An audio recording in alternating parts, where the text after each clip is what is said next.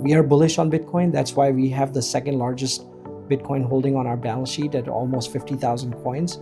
And we're not selling any of the Bitcoin that we produced last 1 year. And so I would say Bitcoin at $10 million in 15, 20 years is not something out of the question.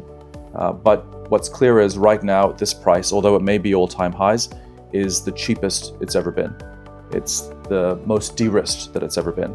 And anyone who buys Bitcoin today is effectively buying at a 99.9% discount to fair value. Yes, no, I think it's just a matter of time. Bitcoin is on this speculative monetization as a novel asset class, right? Taking its position among the well-established asset classes that define our modern financial system.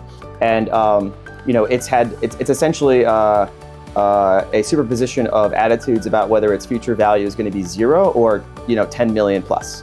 And then in order to get Bitcoin into the millions, you have to start thinking that it will be used as a settlement currency.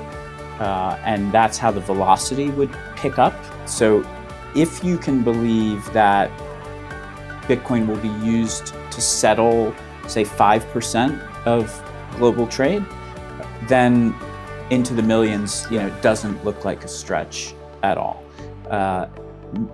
That used to feel like a 0 to 1 moment. I think it's happened now. There's only 21 million Bitcoin, right? And so if you imagine a world where Bitcoin is going to be a store of value at the level of humanity for individuals to imagine what universal basic income could look like, there is a model that you can extrapolate as to what is the minimum Bitcoin that every individual, the human population in the world must have, to then imagine a yield off of that number that sustains them some kind of universal basic income.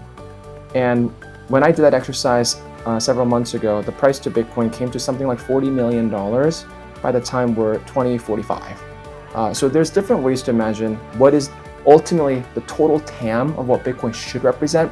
I think $1 million is within striking distance, kind of in the next 2 cycles or so. And I think we have, demand coming that's permanent demand. And so I think we hit both those numbers in our lifetimes, certainly.